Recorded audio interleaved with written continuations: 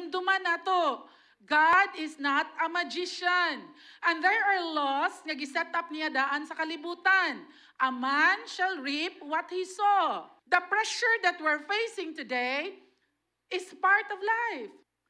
Busa ang tanan nga pressure nga atong giagian karon, nagdepende na how you perceive it. Ang Ginoo igsuon, mu-attract siya og someone nga mulakaw sa tubig.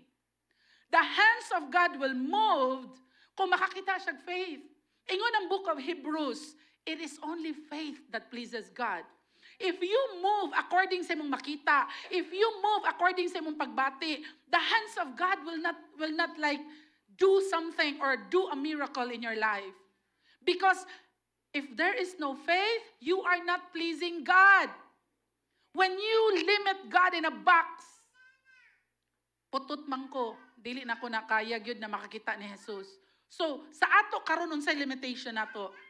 Pastora, daghan kay may problema. Grabe ang pressure. Diri. Mao nang ni-give in ko. Kay na-pressure ko.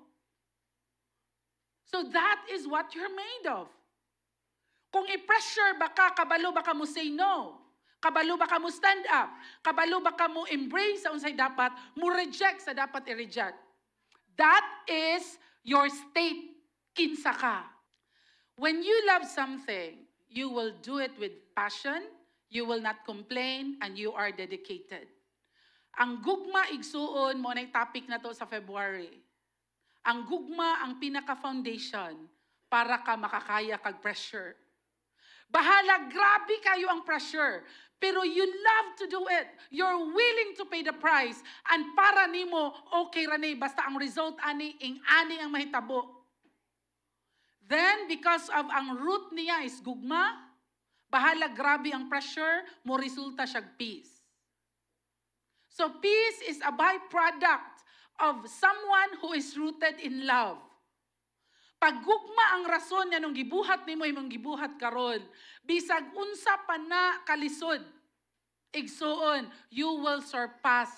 You will be able to face it and makaya nimo ang pressure. Pero kung wala ka nahigugma sa imong gibuhat, you will complain, wala kay dedication, and wala kay passion. Passion will fuel determination. Pag grabe ka ka-passionate, mo na siya'y murag gasolina, no? Para buhaton nimo ang mga butang, bahalag unsa na siya kalisod. And ang root ana igsuon, because you love something. Why are you doing what you are doing? Your why. Nganong gibuhat nimo imong gibuhat karon? Because daghan kag kontrahon ana, daghan kag banggaon ana, walay accomplishment nga chicken lang.